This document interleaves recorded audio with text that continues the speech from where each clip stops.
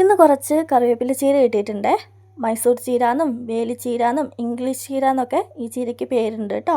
അപ്പം നിങ്ങളുടെ നാട്ടിൽ ഈ ചീരയ്ക്ക് എന്താ പറയുന്നതെന്ന് കമൻറ്റ് ചെയ്യണം കേട്ടോ. ചീര നന്നായിട്ട് കഴുകി എടുക്കുന്നുണ്ട്, അതിനുശേഷം നന്നായിട്ട് അരിഞ്ഞെടുക്കുന്നുണ്ട്, അവസാനം അതിൻ്റെ തണ്ട് കൂടി അരിഞ്ഞെടുക്കുന്നുണ്ട് കേട്ടോ.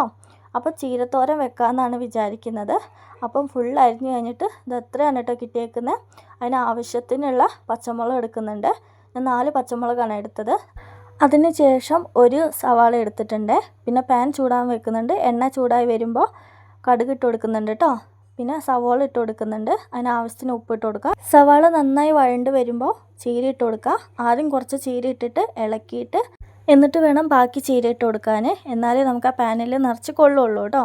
അതിനുശേഷം നന്നായിട്ട് ഇളക്കി കൊടുക്കുക. ആവശ്യത്തിന് ഉപ്പ് ഇട്ട് കൊടുക്കുക കേട്ടോ.